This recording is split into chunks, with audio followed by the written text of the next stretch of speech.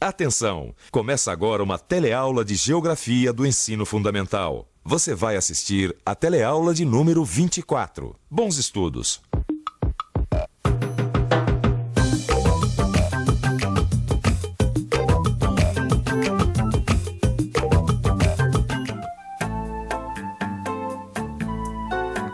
Indústrias, indústrias e mais indústrias.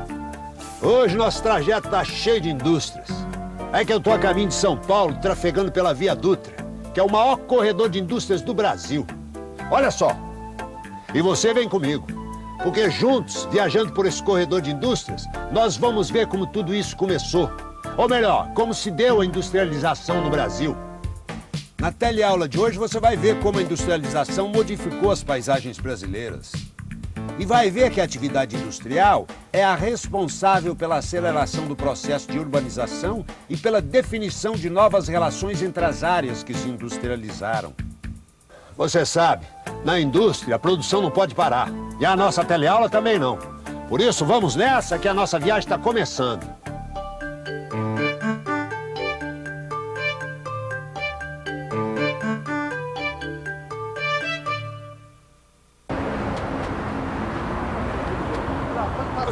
Nada como encontrar um velho companheiro de estrada. Ô, Luiz, como é que vai? Tudo bem, como é que vão as coisas? Trabalhando muito, rapaz. O que não tá nada fácil. Essa viaduta cada vez pior. Isso é verdade. Eu dei uma paradinha para descansar um pouco. Porque é um tal de carro, ônibus, caminhão, movimento danado. Depois dessa estrada, né? É uma indústria ao lado da outra. Não é à toa que ela é conhecida como corredor de indústria. Daqui sai mercadoria para tudo quanto é canto do Brasil. Além do que, é daqui que a gente tira o nosso ganha-pão. É verdade. Acabei de pegar umas peças de automóvel para entregar lá em Juiz de Fora. E falando nisso, você tá indo para onde? São Paulo. Tô transportando uma carga que eu peguei em Volta Redonda. O que eu quero agora, Luiz, é um bom pingado, um bom pão com manteiga e 5 minutos de descanso. Vamos nessa. Vamos nessa. Queridos netos, quando olho esta fazenda, vejo como o tempo passou. Parece que foi ontem, mas já faz mais de 50 anos que essa fazenda teve seu tempo áureo. Era uma riqueza só. Aqui se plantava muito café. Rapaz, hoje o dia foi fogo, viu? O Carlão faltou, eu tive que fazer todo o serviço dele. Fui parar numa região industrial. Você não faz ideia do que é, Pedrão. É indústria que não acaba mais, velho. Mas nem sempre foi assim, não. Como nem sempre foi assim? Não entendi. Desculpa, Antônio. É que eu tava dando uma olhada aqui nesses selos que reproduzem as situações da época das grandes fazendas de café e de cacau. Legal. Na época em que a economia do Brasil era basicamente agrária e mercantil. Quer dizer, na época em que o Brasil exportava produtos agrícolas como café e cacau e importava produtos industriais como tecidos e ferramentas. Pois é, mas apesar de parecer tão pouco tempo, até 50 anos atrás, toda a vida brasileira se orientava para o litoral. Através dos navios, os produtos agrícolas eram exportados e os produtos manufaturados chegavam de outros países. Com isso, as áreas produtoras do país quase não tinham relações entre elas. Hoje isso mudou completamente. Agora, o Brasil é um país urbano e industrial. Quer ver só? Por exemplo, essa pessoa aqui que escreve do Acre, ó. Certamente ela consome produtos que são fabricados por indústrias aqui da região sudeste do país. Isso me faz pensar, Pedrão. O que foi que aconteceu para o Brasil mudar tanto?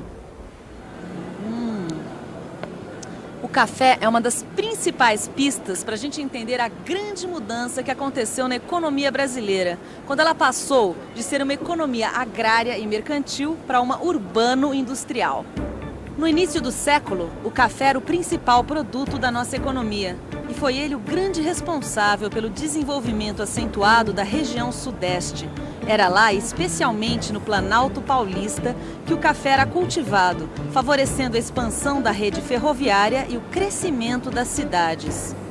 Uma outra pista muito importante para a gente entender essa grande mudança que houve na economia brasileira é a abolição da escravatura.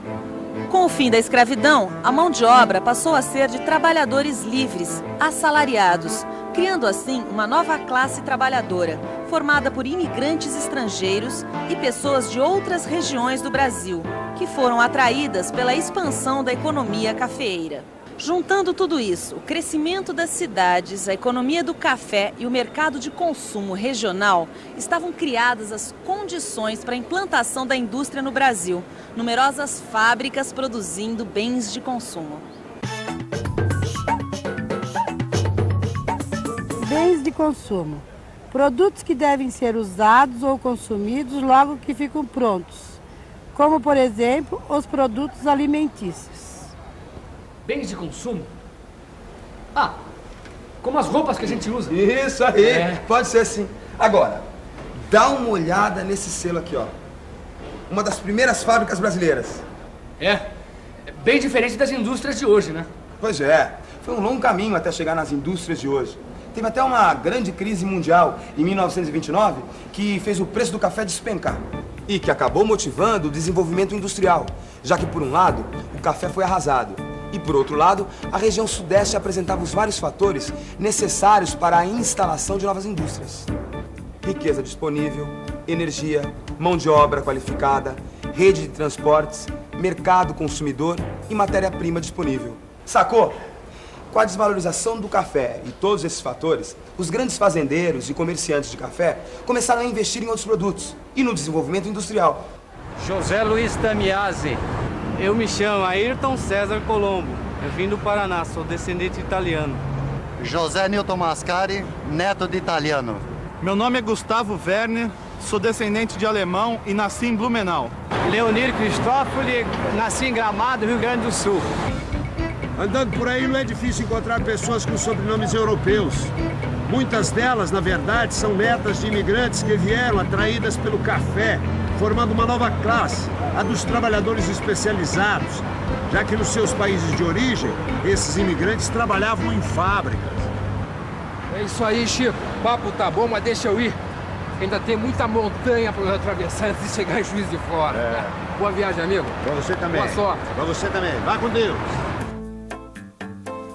Com o tempo, o transporte ferroviário foi sendo substituído pelo transporte rodoviário, de onde, é claro, surgiu a minha profissão. Mas antes disso, já era daqui mesmo do Sudeste que saíam as matérias-primas para as fábricas. O algodão utilizado na indústria têxtil, a argila na indústria de cerâmica e o ferro na siderurgia. Na década de 30, essa paisagem começou a mudar radicalmente. É que as indústrias, a partir daí, passaram a se desenvolver rapidamente. E essa região já começou a se definir como o centro econômico do Brasil, se desenvolvendo bem mais que o resto do país. É só olhar em volta. As indústrias daqui produzem bens industrializados de todos os tipos, que nós transportamos para todos os cantos do país. Enquanto o Centro-Sul foi se firmando como o maior polo industrial do Brasil, as demais regiões brasileiras foram se tornando mercados consumidores desses bens, fornecendo matérias-primas e alimentos a preços baixos e principalmente mão de obra barata em grande quantidade. Estabeleceu-se assim a relação centro-periferia. As áreas que tiveram crescimento econômico diferente, mas mantiveram uma relação de dependência entre elas.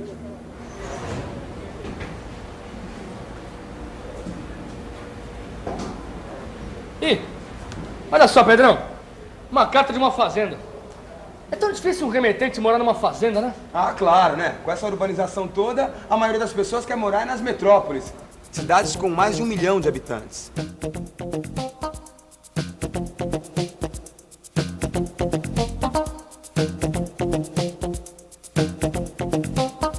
Por serem tão grandes, essas cidades atraem mais e mais pessoas. O que dá pra entender que é nessas cidades que existem os melhores shoppings, os melhores hospitais, universidades e as melhores indústrias também. É que essas indústrias precisam de uma maior infraestrutura, que é para poder funcionar. Energia, comércio, bancos. Teve uma outra coisa que aconteceu com a industrialização que facilita muito meu trabalho de caminhoneiro. É que com a circulação de mercadorias entre as cidades, muitas vezes há uma especialização da produção industrial. Aqui, por exemplo, nessa região, tem quase que só indústrias de alimentação. Em Volta Redonda, onde eu peguei essa carga, a siderurgia é dominante. Automóveis no ABCD, calçados em Franca e siderurgia em Volta Redonda. Com tanta especialização nas indústrias, uma só delas não realiza todas as etapas de produção. A indústria automobilística, por exemplo, depende de várias outras indústrias para a fabricação do automóvel. Indústria de aço, vidro, de borracha, plástico, eletrônica, formando assim os complexos industriais. E com essa concentração na mesma região, fica muito mais simples trocar produtos entre elas. Afinal, é preciso racionalizar. São inúmeros os produtos industrializados que a gente usa atualmente no nosso dia a dia. Então, dá para imaginar quantas indústrias são necessárias para produzir todas essas coisas? Para facilitar, elas são classificadas em função do que produzem. Você sabia disso? Então fique ligado que agora nós vamos conhecer melhor essas classificações.